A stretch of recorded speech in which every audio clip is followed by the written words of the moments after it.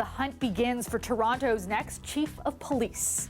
Being open to reimagining community safety in the city, I think, is among the highest of priorities for the board and therefore for the next chief of police. It's happening amid protests and calls to defund the police. The next choice will be crucial to many communities. And so folks, be prepared. I'm asking you, don't make plans for Easter. As COVID cases rise, officials are looking ahead to the long weekend and warning residents to stay vigilant. Plus, after a local restaurant is vandalized twice in 1 week, the community comes to the rescue.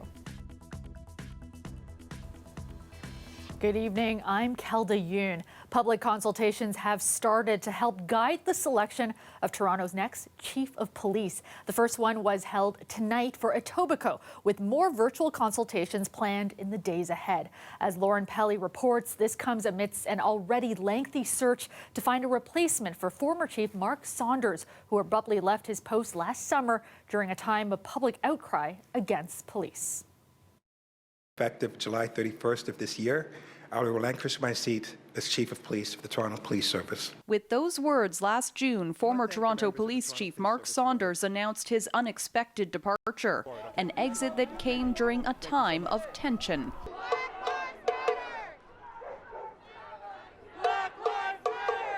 Crowds flooded the streets that summer, all in the wake of George Floyd's death at the hands of a Minneapolis police officer. No justice! No! And the death of 29-year-old Toronto resident Regis Korchinski-Paquette, who fell from a balcony after officers were called to her West End apartment. As everyone knows, that 2020 was an unprecedented year of media coverage for the deaths of Black and young Indigenous people. Today, her family's legal team held a press conference to say they want an investigation into Korchinski-Paquette's death reopened. That there is a need for systemic change. Against that backdrop, virtual consultations started tonight about Toronto's next top cop. Being open to reimagining community safety in the city, I think, is among the highest of priorities for the board and therefore for the next chief of police. Whoever takes the reins from Saunders and interim chief James Raymer will be tasked with implementing a wide range of reforms and rebuilding relationships. It might sound a bit trite saying that the next chief has to be an agent of change, because that's in fact what was called for the last time. Somebody who understands the communities, somebody who is invested in the communities, somebody who will make the resources available. That next somebody could be selected by the end of the year. Lauren Pelly, CBC News, Toronto. Now, as mentioned, more virtual consultations will be taking place in the days ahead. Tomorrow, there will be one held for downtown Toronto. Scarborough will be on Wednesday, April 7th, and North York on Tuesday, April 13th. All of them take place from 6 to 8 p.m. And you can find more details about how to participate at the Toronto Police Services Board website at tpsb.ca.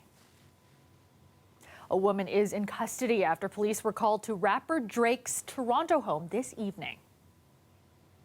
The call came in just before 5 p.m. near Bayview and Lawrence. Police say the woman did not gain entry to the Bridle Path mansion and no injuries were reported. Police would not say what led to the arrest. Also, no word on whether Drake was home at the time of the incident. Peel police say a 23-year-old Brampton woman who was kidnapped early Sunday morning is now back with her family after escaping from her captor. Now, police are still searching for her ex-boyfriend accused of abducting her. 21-year-old Kwame Garwood is also wanted on a first-degree murder charge in a separate case. Appears to be quite savvy at avoiding the police. It is discouraging that at the time of the alleged homicide that he's responsible for, he already was on gun charges, he was already on drug charges, and he was on bail at that time. So, you know, it's one of those things that in policing it's a challenge for us, but every effort, and I can assure you that every effort is being made right now to try and capture him. The victim, Selena Ook, turned up at a police station in Brampton last night. Police say she was taken to hospital for significant but non-life-threatening injuries. They say Garwood could be anywhere in the GTA. Police also warning that if anyone sees him, they should not approach him. Instead, call police. And questions are mounting about police use of force after the SIU cleared Peel police officers in the death of Clive Mensah, a young unarmed black man who had a mental illness. Mensah died at his Mississauga home after he was hit with a stun gun and pepper sprayed by officers. The SIU found while police used significant force, their actions were lawful. Our Angelina King has reaction to this decision. This was the scene the night 30-year-old Clive Mensah died in his own backyard. Police were called after several noise complaints, including one of a man yelling in the street. The SIU report says 3 officers followed Mensah into his yard, ordering him on the ground.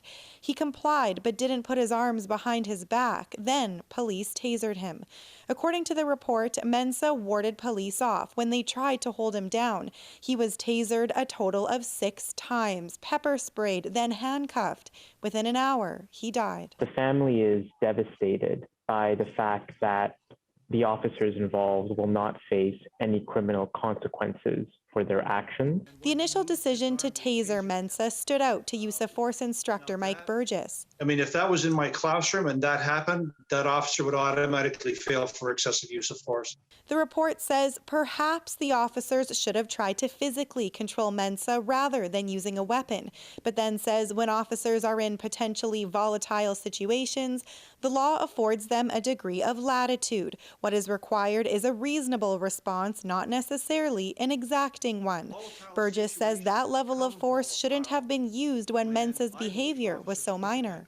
It's not a serious capital crime. It is not something that would be worth escalating to the point of a use of force. Another concern, an officer told the SIU they believed Mensah was in the throes of excited delirium, a controversial state not recognized as a mental disorder.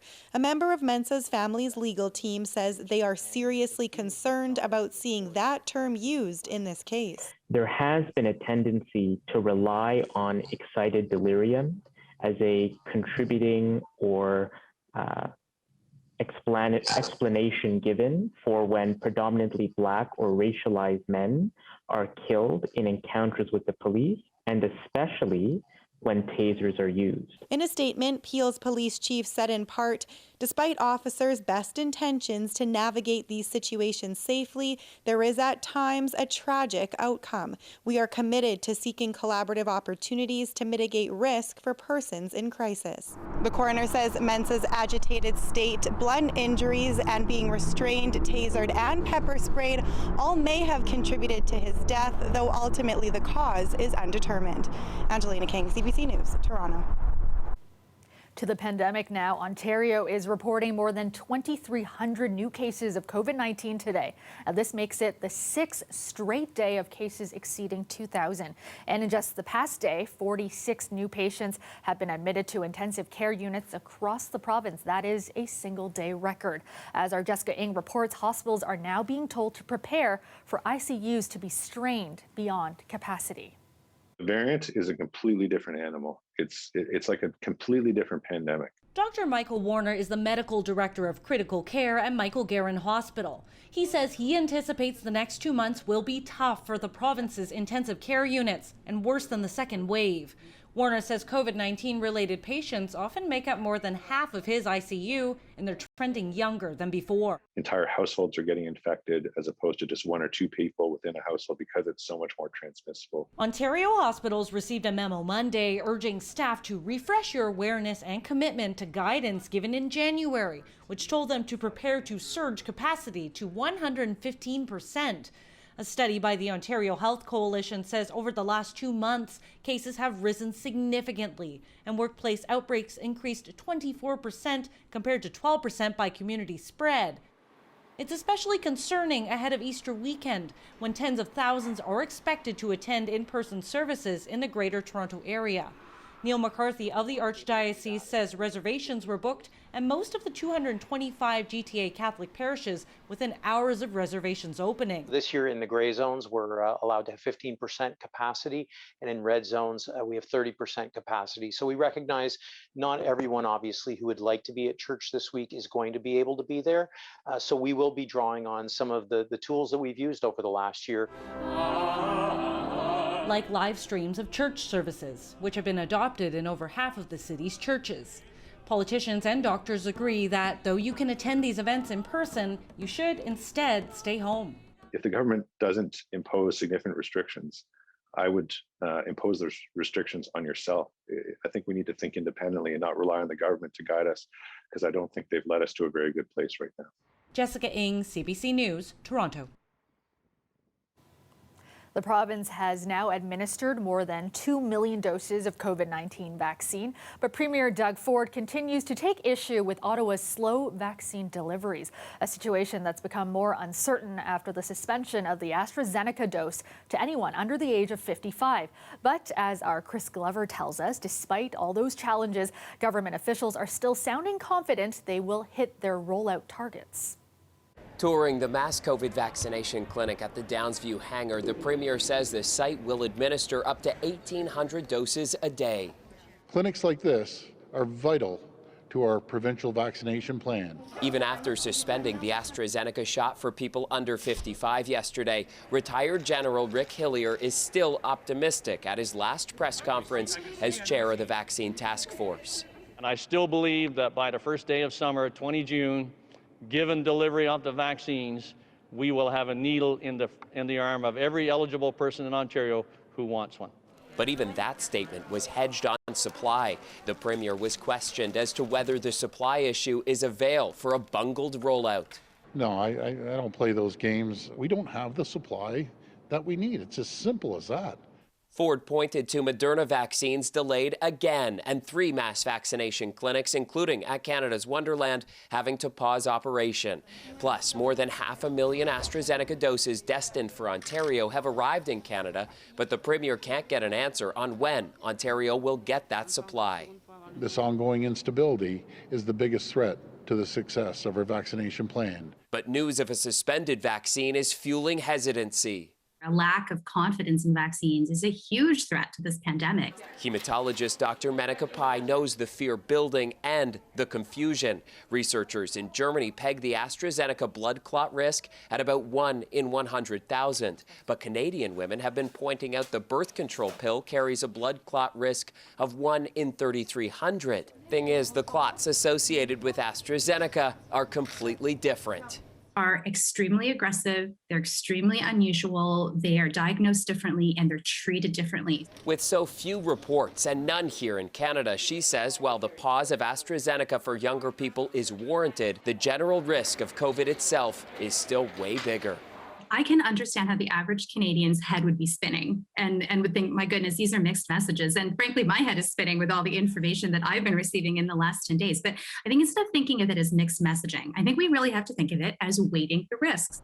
Toronto continues to lag behind the rest of the province when it comes to vaccinating people over the age of 80. Province-wide, roughly 80% of people over the age of 80 have received at least one shot of a COVID vaccine. That figure here in Toronto sits around 55%. So that is why people are now able to book up at these mass vaccination clinics if they are 70 and older. And starting tomorrow in York Region, north of the city, people who are 65 and older are able to start booking appointments. Chris Glover, CBC News, Toronto.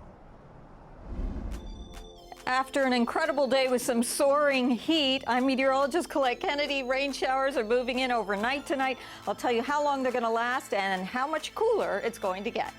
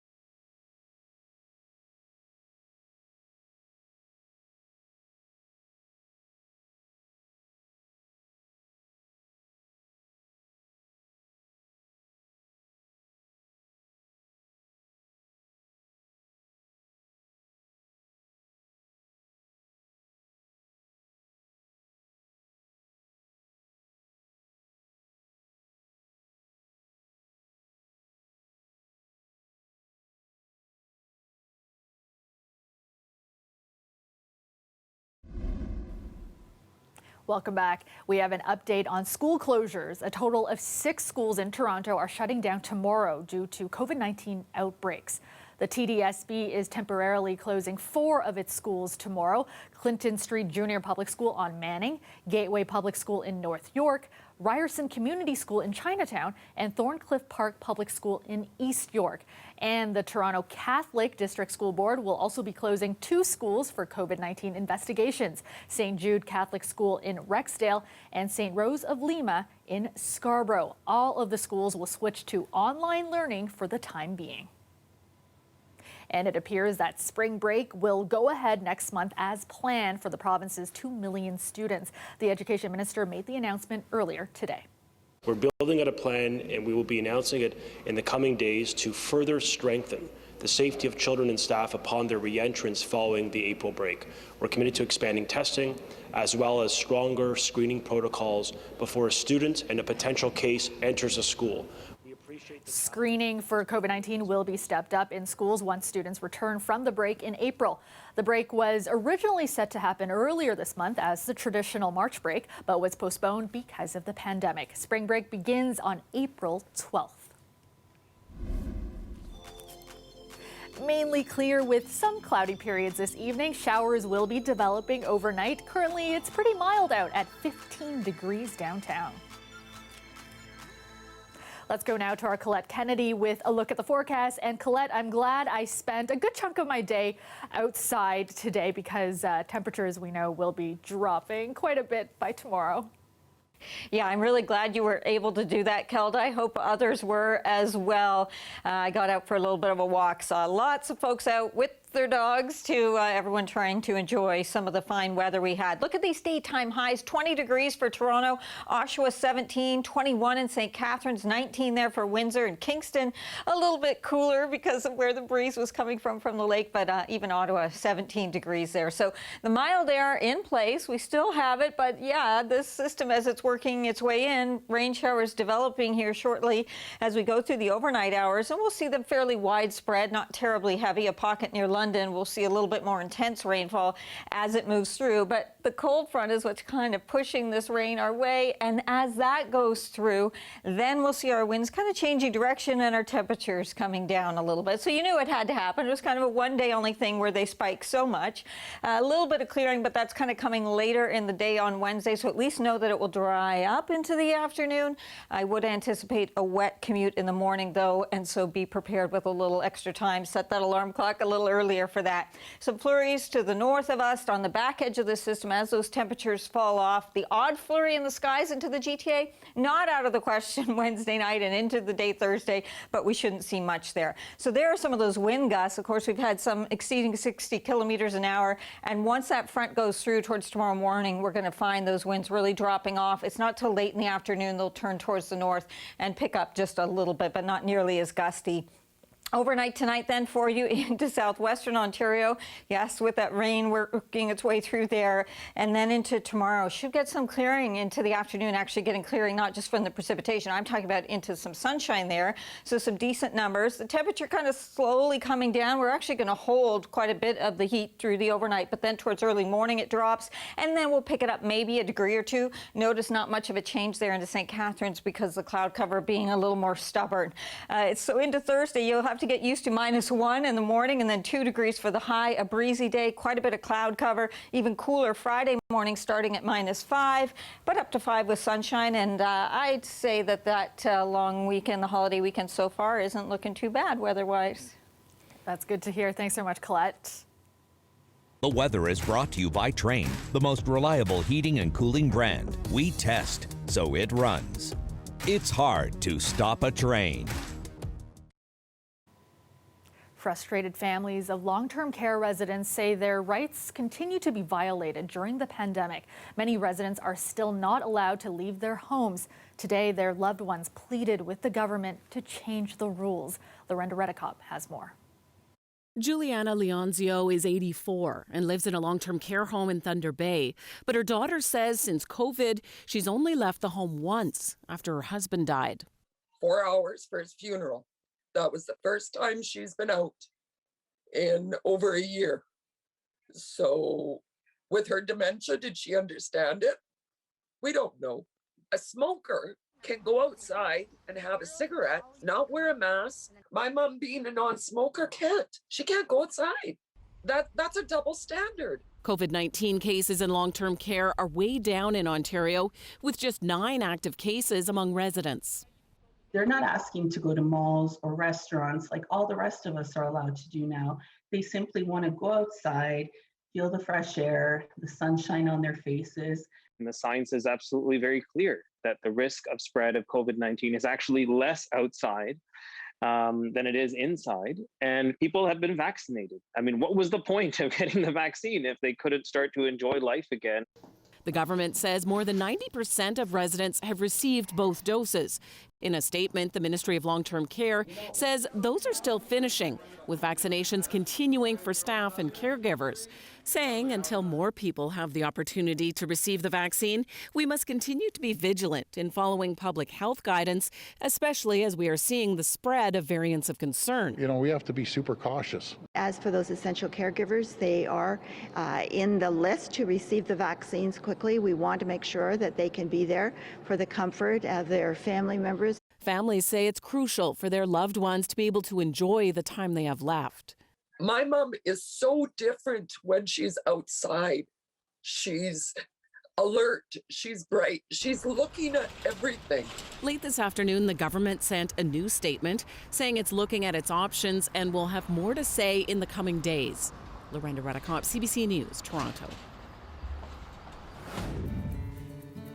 Coming up, an outpouring of support from the community after back-to-back attacks on this restaurant. We'll have that story after the break.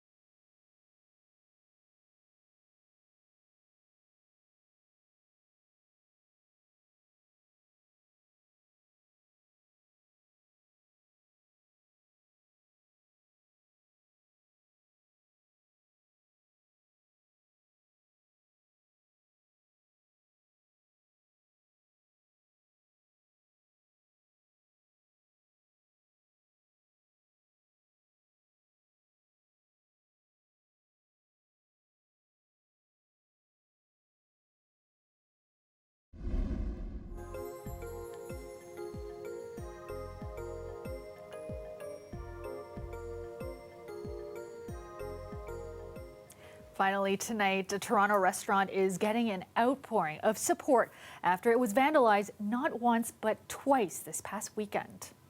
Like, seriously, people, I'm so disgusted and disappointed. This is what I come into. All I'm trying to do, people, is have a business. Toronto chef Karima Beckles posted this to her Instagram page on Saturday, showing the damage that was done to her Caribbean fusion restaurant, Chef Karima. The restaurant's front door was smashed. Other properties in the area were also damaged. And by the next morning, Beckles arrived to even more damage. 3 separate holes appeared in the restaurant's windows overnight. The community has started a GoFundMe for the shop and has also been receiving a flurry of support since. Complete gratefulness. I keep saying I don't have any more words besides thank you, and thank you doesn't seem like it's big enough, you know. But I'm so many people came out, showed up, donated, came today, and people are still coming right now. So far, the GoFundMe page has raised more than $12,000 out of a target of $15,000. Beckles says the donations will go towards shatterproof glass windows for the restaurant. And that is our show for you tonight. Thank you so much for watching. We'll leave you with a taste of spring tonight. Take a look at this. Washington, D.C.'s famous cherry blossoms are hitting peak bloom earlier than expected this year. That's due to the well above average temperatures recently in the region. Officials are encouraging people to view the blossoms from the live cam feed. Beautiful. Have a great night, everyone.